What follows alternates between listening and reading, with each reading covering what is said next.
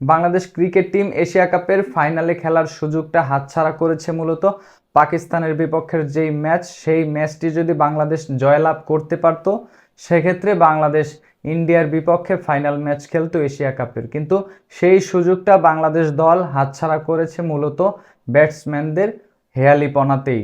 কেননা যেই ম্যাচটা বাংলাদেশ 136 রানের মতো টার্গেট পাকিস্তানের বিপক্ষে চেস করতে পারেনি, একটি ওডিআই স্টাইলে ব্যাটিং করার ম্যাচ, সেই ম্যাচটা ব্যাটসম্যানরা যা ইচ্ছা তাই শট করে ওই ম্যাচে আউট হয়ে ফিরেছেন এবং ব্যাটিং ব্যর্থতার যে ডিসপ্লে সেটি দিয়ে এশিয়া কাপের ব্যর্থতা প্রমাণ করেছেন ব্যাটিংয়ে এবং ওই ম্যাচে বাংলাদেশ পরাজয় লাভ করে এশিয়া কাপ থেকেই ছিটকে গিয়েছেন।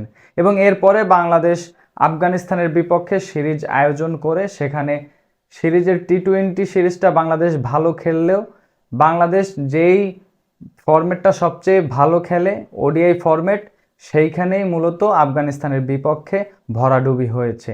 কেননা ব্যাটসম্যানদের যেই ভুল, সেই ভুল আরও একবার আফগানিস্তানের বিপক্ষের সিরিজেও তারা অব্যাহত রেখেছে। বাংলাদেশ টিম সেই ব্যর্থতার বোঝা কাঁধে নিয়ে ফিরেছেন দেশে এবং এয়ারপোর্টে তাদের সাথে যেই অপ্রীতিকর ঘটনা, সেই ঘটনা অনেকেই সমালোচনা করেছেন, তবে বেশিরভাগ ভক্তরাই বাংলাদেশ টিমেরই সমালোচনা করেছেন এবং অনেকে গালাগালি পর্যন্তও করেছেন বাংলাদেশ দলকে। কেননা যেভাবে তারা বিপর্যয় করেছে এই দলটার, সেক্ষেত্রে তাদের বিরুদ্ধে ওই অভিযোগটা তুলেই মূলত ক্রিকেট ভক্তরা তাদেরকে গালাগালি করছেন এবং এয়ারপোর্টেও তারা উপস্থিত হয়েছেন ক্রিকেটারদের গালাগালি করার জন্য। তবে সেই ঘটনার পরেই মূলত নাঈম শেখ ফেসবুকে একটি স্ট্যাটাস দিয়েছেন এবং সেই স্ট্যাটাস ইতিমধ্যেই সোশ্যাল মিডিয়ায় ভাইরাল। কেননা তিনি চ্যাট জিপিটির ইউজ করেছেন, যেখানে তার হৃদয়ের বিন্দুমাত্র কথা নেই। কেননা 98% চ্যাট জিপিটির লেখা তিনি কপি পেস্ট করে সরাসরি ফেসবুকে পোস্ট করে দিয়েছেন। যেখানে একজন ক্রিকেটার বাংলাদেশ দলের হয়ে খেলার পরে তার যে ব্যর্থতা সেটি তিনি প্রকাশ করতে হয় তার চ্যাট জিপিটির সাহায্য নিয়ে, সেখানে তিনি কিভাবে ভালো করে ব্যাটিংটা করবেন দলের হয়ে, সেখানে তিনি যেই পতাকা নিয়ে কথা বলেন, যেই জার্সিটা নিয়ে কথা বলেন, তার সম্মানটুকু তিনি কিভাবে রক্ষা করবেন নিজের হৃদয়টা দিয়ে। কেননা তারা হৃদয় দিয়ে কথা বলেন না, তারা মূলত তাদের যেই বেতনটা পান সেখান থেকে এই দলের জন্য আসলে কতটুকু কন্ট্রিবিউশন করেন তারা সেই বিষয়টা প্রশ্নবিদ্ধ হওয়াটাই স্বাভাবিক। কিন্তু তারা দলের জন্য কন্ট্রিবিউশন করেন না, তারা যেই বেতনটা নেন সেই বেতন নিয়েই তারা শান্ত থাকেন।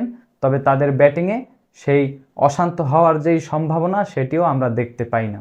সেক্ষেত্রে তারা কিভাবে বলে এই দলের জন্য খেলেন, এই দেশের জন্য খেলেন, এই জার্সির জন্য খেলেন, এই পতাকার জন্য তারা মাঠে নামেন 18 কোটি মানুষের হয়ে।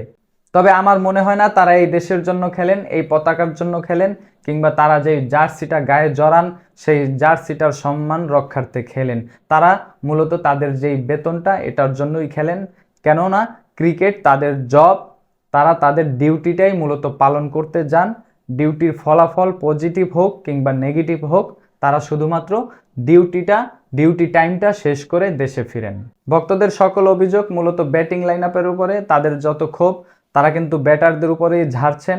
কেননা বলাররা যেই পারফরমেন্সগুলো দিয়েছে প্রত্যেকটা ম্যাচেই আমরা কিন্তু দেখেছি বাংলাদেশের বলাররা দারুণ পারফরমেন্স দিয়েছে। সেক্ষেত্রে ভালোভাবে পারফরমেন্সটা দিতে না পারলেও স্বাভাবিক যে পারফরমেন্সটা দিয়েছে সেটাও আসলে দলের জন্য গুরুত্বপূর্ণ ছিল, সেটা স্বাভাবিক ছিল প্রত্যেকটা ম্যাচে জয় ছিনিয়ে আনার ক্ষেত্রে। সেক্ষেত্রে ব্যাটসম্যানদের ব্যর্থতার কারণেই প্রত্যেকটা ম্যাচ আমাদের হাতছাড়া হয়ে গিয়েছে। সেই ক্ষোভটাই মূলত ব্যাটসম্যানদের উপরে দর্শকরা ঝাড়ছেন। বাংলাদেশ দল এর আগেও খারাপ খেলেছে এবং আইসিসির ইভেন্টগুলোতেও বাজে পারফরমেন্স করেছে, কিন্তু ভক্তরা কখনোই এরকমের অপ্রীতিকর ঘটনা ঘটায়নি। তবে এইবার কেন এরকমের ঘটনাটা ঘটলো, সেক্ষেত্রে আফগানিস্তানের বিপক্ষের যেই ওডিআই সিরিজটা সেটাই সবচেয়ে বেশি গুরুত্বপূর্ণ ভূমিকা পালন করেছে তাদের সাথে এরকমের আচরণটা হওয়ার ক্ষেত্রে। যদিও এই আচরণটা তাদের সাথে হওয়াটা স্বাভাবিকভাবেই কাম্য নয়, তবু হয়ে গিয়েছে, ভক্তরা বেশি এক্সাইটেড ছিলেন, সেক্ষেত্রেই তারা এটা ঘটিয়েছেন। তবে আফগানিস্তানের বিপক্ষের যেই 3টি ওডিআই ম্যাচ, সেখানে ব্যাটসম্যানদের অতিরিক্ত ব্যর্থতার কারণেই মূলত ভক্তরা তাদের প্রতি ক্ষেপে গিয়েছেন।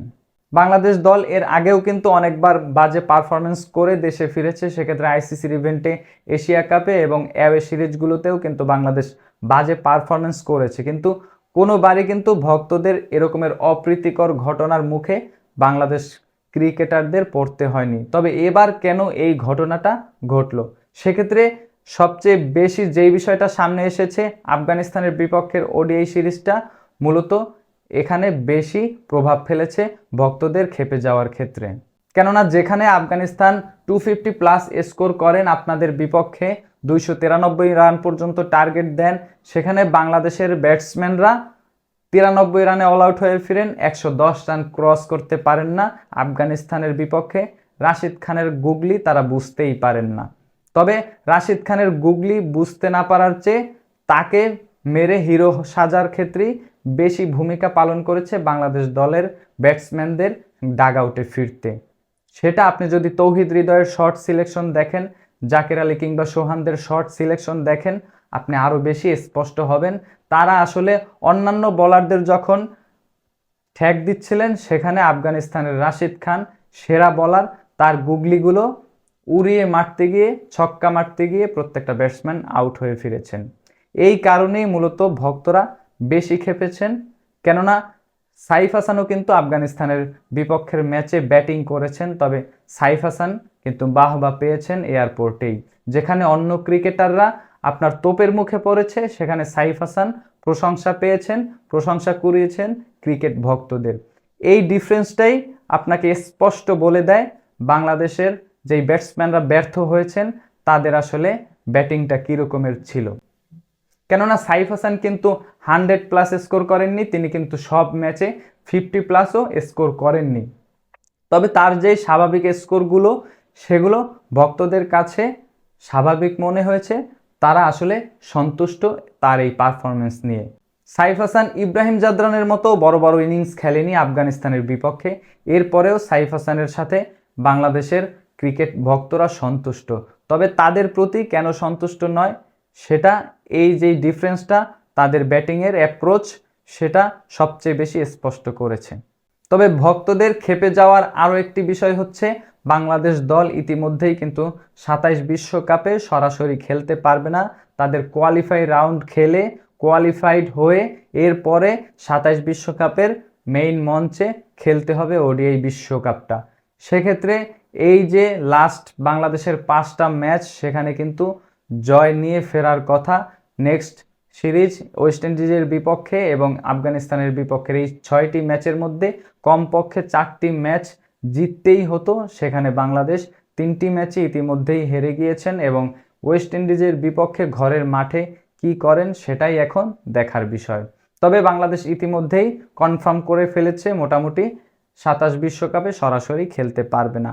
এটাও ভক্তদের খেপে যাওয়ার আরও একটি বড় কারণ। তবে আপনার কি মনে হয় বাংলাদেশ দলের সাথে এয়ারপোর্টে ভক্তদের এরকমের আচরণ আপনি কিভাবে দেখছেন? ওই জায়গাটাতে আপনি থাকলে হয়তোবা কি করতেন? কমেন্ট বক্সে আপনার মূল্যবান মতামত জানাবেন।